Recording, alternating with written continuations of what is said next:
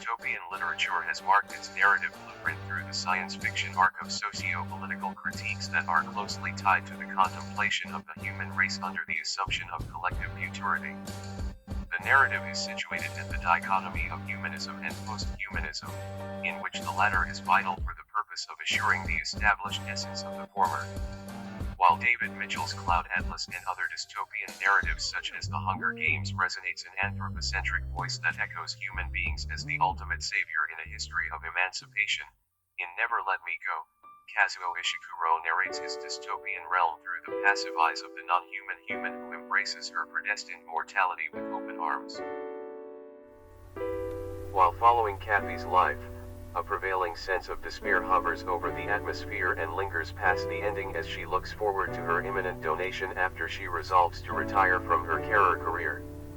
As Kathy helplessly watches her friends and lover Tommy complete or die one by one, not once has the thought of rebellion dawned on any of them.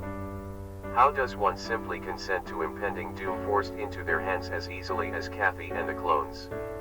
To answer why the Katniss-like thought never occurs to any of the characters, Ishiguro says, honest answer is I was never interested in looking at that story of brave slaves who rebelled and escaped.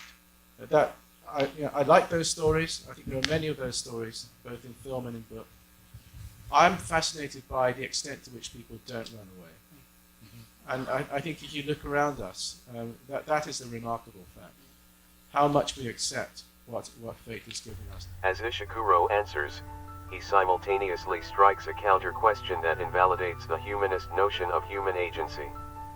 To which extent are the characters in Never Let Me Go and we, as human beings, allowed/able to exercise individual autonomy? In Discipline and Punish, Michel Foucault argues that discipline produces what he calls docile bodies.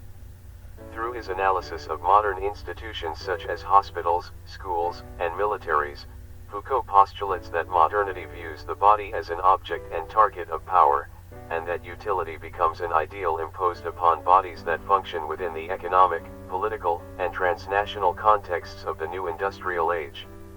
In order to instill this docility into individuals, the docile bodies must be monitored constantly by a web of superior gazes. Concurrently, the internalization of individual articulation is reinforced by a certain set of carefully crafted discourses to create an illusion of disciplinary individuality, an illusion that they are being observed at all time, and hence, docile bodies automatically discipline themselves to comply with the invisible system. Intrinsically, this 360-degree disciplinary institution is a prison-like structure, that is Panopticon, introduced by Jeremy Bentham. Looking back to Never Let Me Go, Kathy and her crew were brought up with universal knowledge of the world, specifically Britain, that is constructed entirely by Hailsham's told and not told doctrine.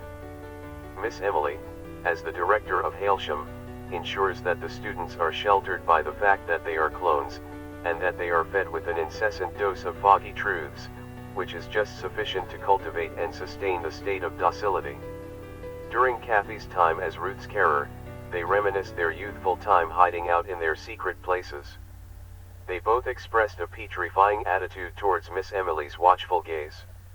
If you saw Miss Emily coming, your heart sank because she'd always know you were there hiding.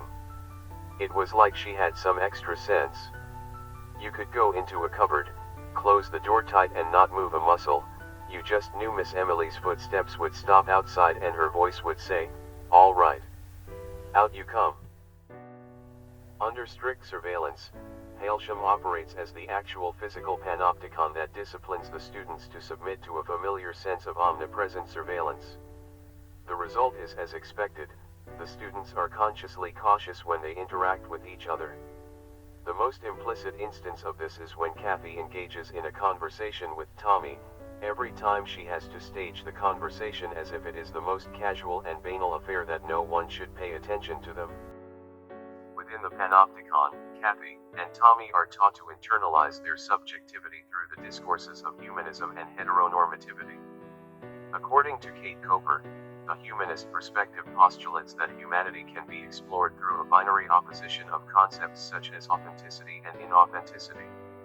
Authenticity, in this case, finds its supposed genesis in the Greek revival of human understanding in the 18th century, which is essentially a nostalgic yarn for the more pastoral and purer past before modernity. Hailsham and other associated projects believe and teach the students to believe that their humanity, aka soul, is a flower of artistic/cultural consciousness, as Miss Lucy emphasizes this to Tommy, that artifacts reveal what you were inside, they reveal your soul. Without this value, Miss Emily replies in the end, it is not a notion universally held that inauthentic clones should be endowed with souls like authentic humans are.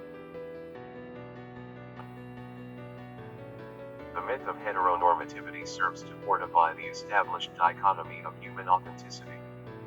One of the main attributes designated in heteronormativity is the obsessive notion of reproduction.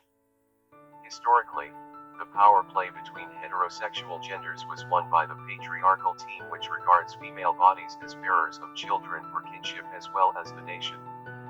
In her analysis of Never Let Me Go, Rachel Carroll explains, human cloning does not simply bypass conventional modes of human reproduction but produces a new category of being whose identity is not imbricated in heterosexuality as an institution. The right to reproduce is therefore reserved only for actual human beings, which further demarcates the humanistic boundary between authenticity and inauthenticity. Unlike human beings who can reproduce, the students who watch and imitate norms and mores of the real world from television understand that they are rejected by the hegemony of heteronormativity and hence realize that they are indeed lesser than the rest of the world.